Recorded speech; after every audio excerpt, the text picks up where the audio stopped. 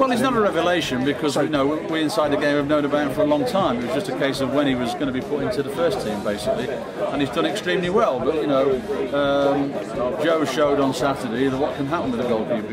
Is that we've all lived in our time to realise that mistakes are always hanging around the corner, and Joe unfortunately made a poor decision on Saturday, which cost their team a goal. But he showed the character you need to show as a top quality goalkeeper. That he obviously shrugged it aside and made an excellent save just after to make sure his side stayed at 1-1.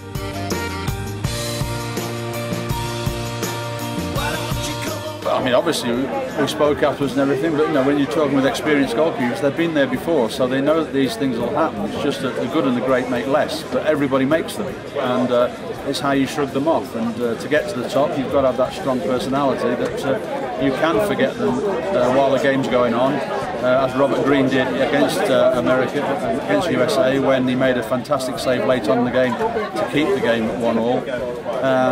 And then you think about it afterwards and look at the video and think, how did I do it, why did I do it, make sure I don't do it again.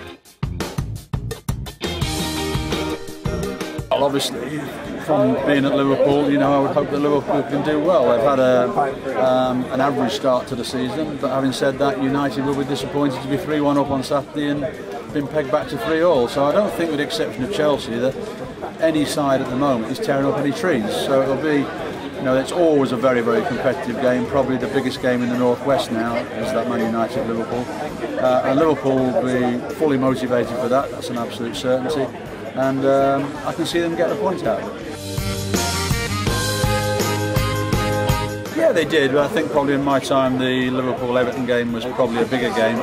But certainly since I've left, I think now that the Manchester United-Liverpool game has become their biggest game in the calendar.